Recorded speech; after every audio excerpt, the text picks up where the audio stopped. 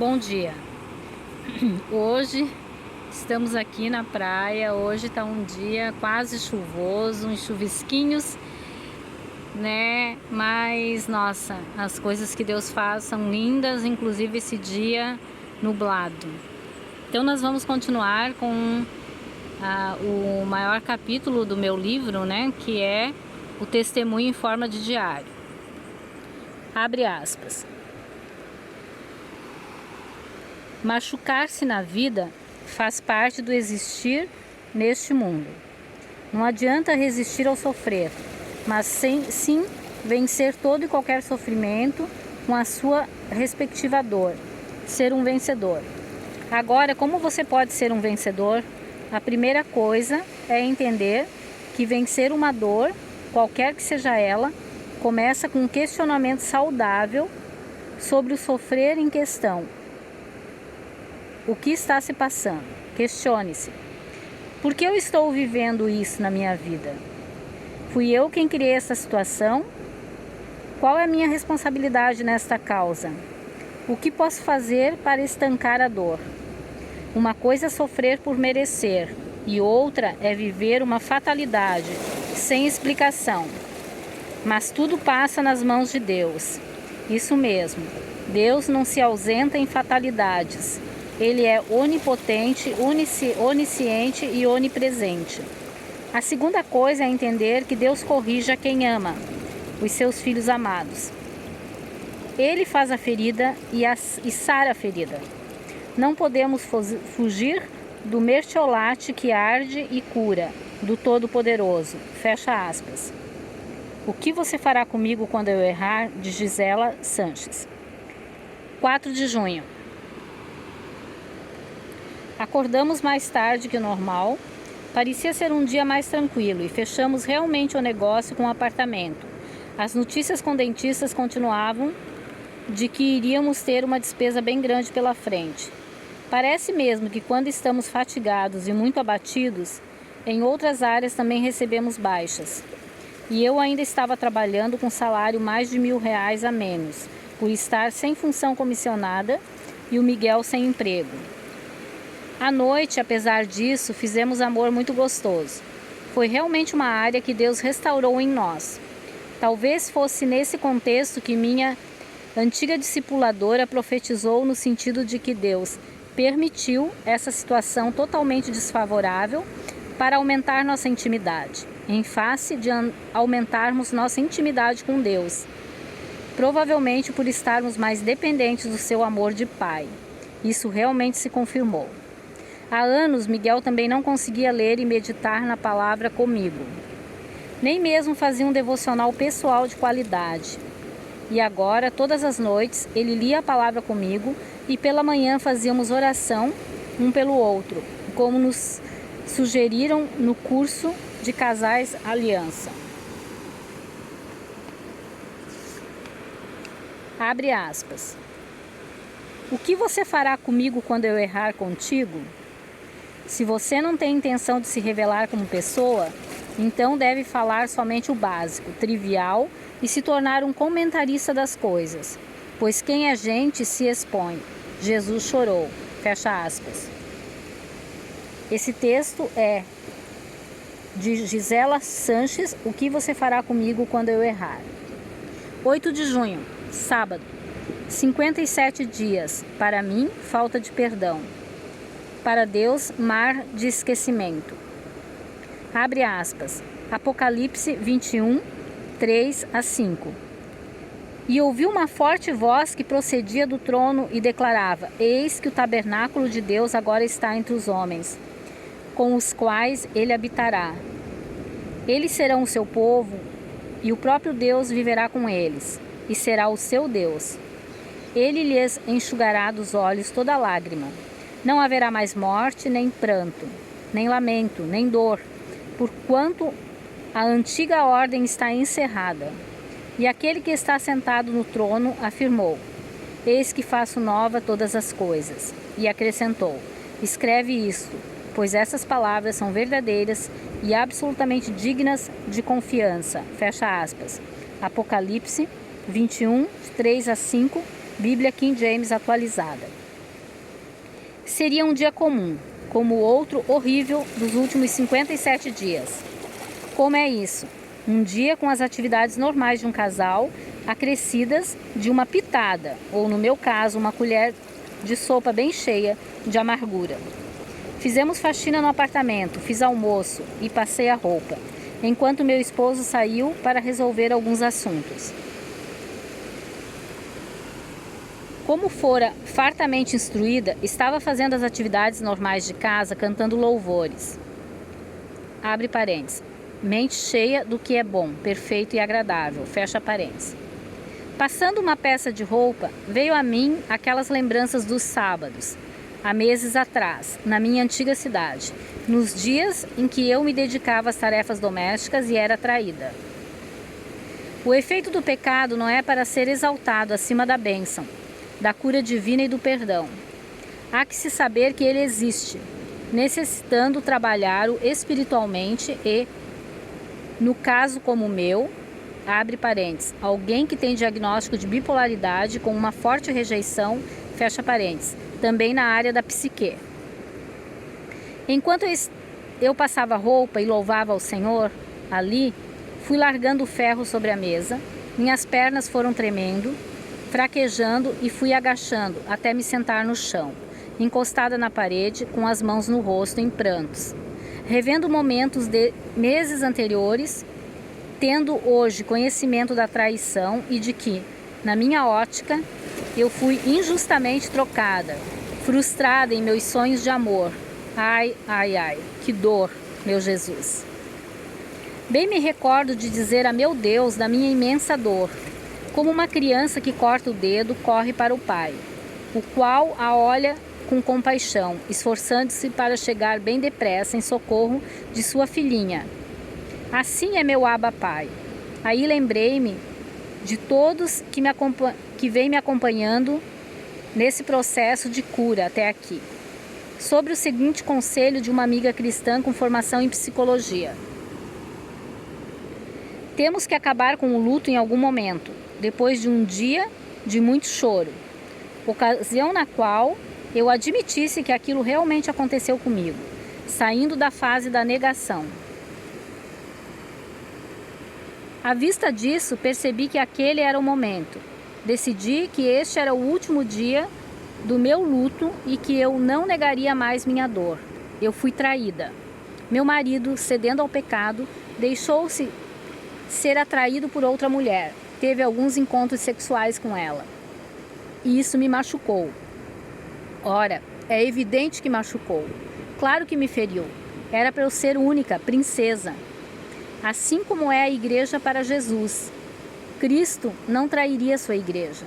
E era para sermos a semelhança dele, em caráter e atitudes. Ali no chão em lágrimas, dei-me o direito de perguntar: por que isso aconteceu? Tantos homens e mulheres de Deus me disseram que não importa o motivo. Romanos 8:28.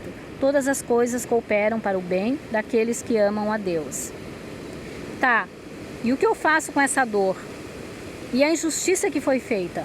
O adultério, pecado qual Deus tanto abomina.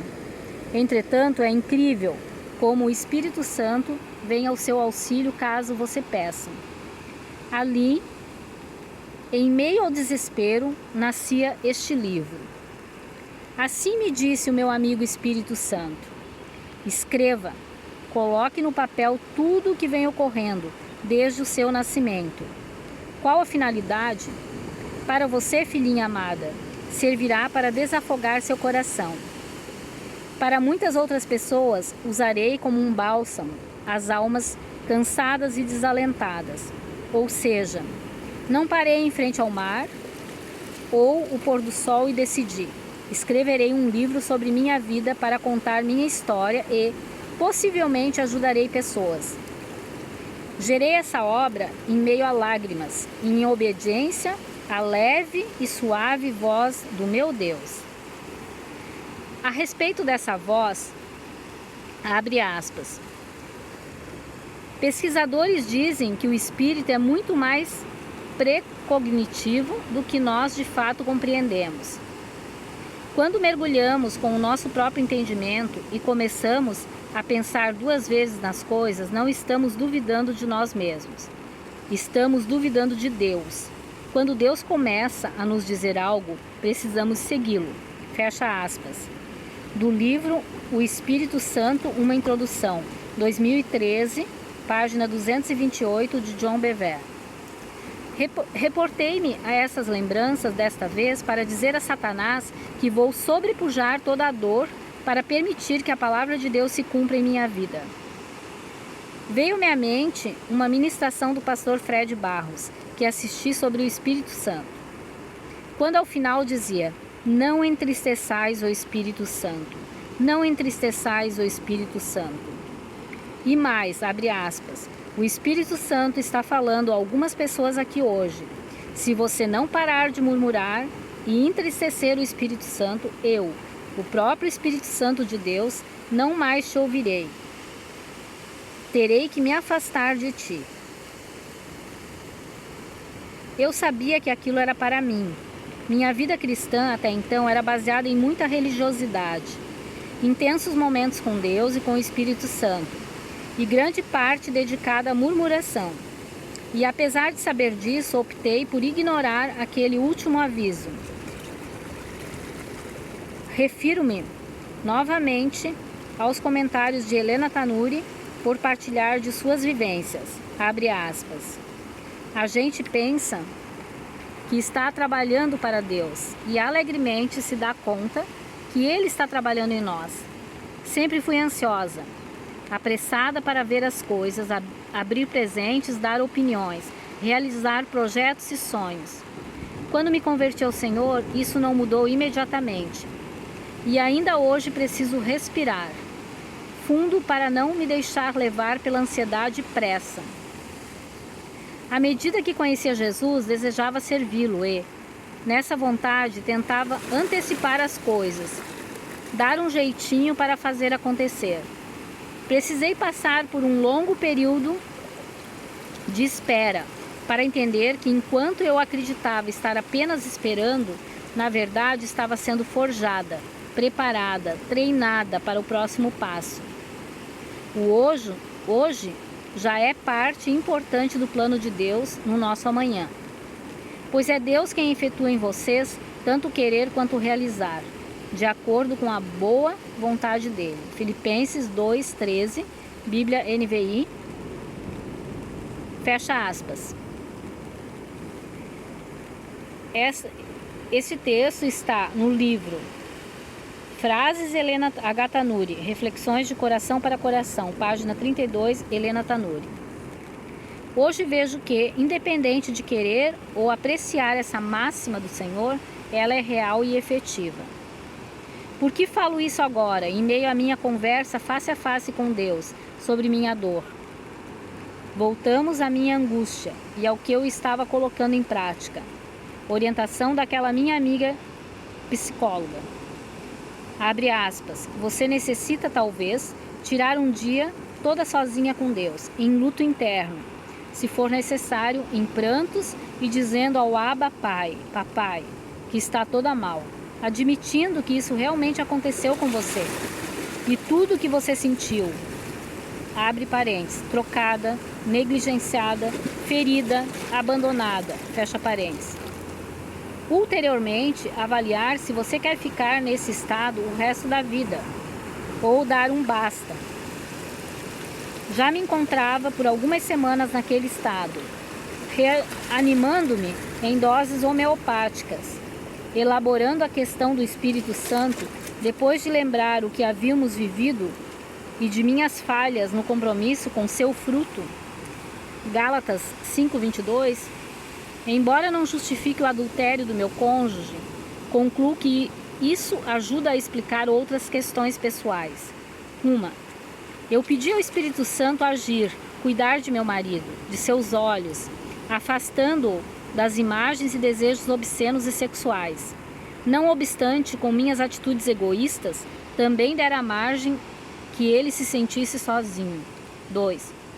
Por outro lado, lembro-me do que minha líder dizia: Goras, não precisa temer. O Espírito Santo é quem cuida de nossos maridos.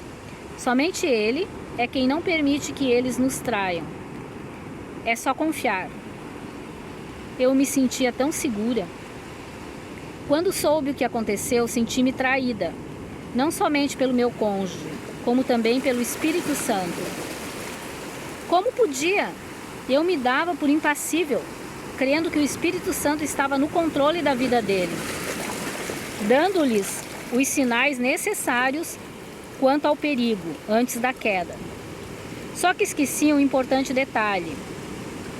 Para isso, meu cônjuge deveria estar andando em espírito, em intimidade com Deus e não na carne.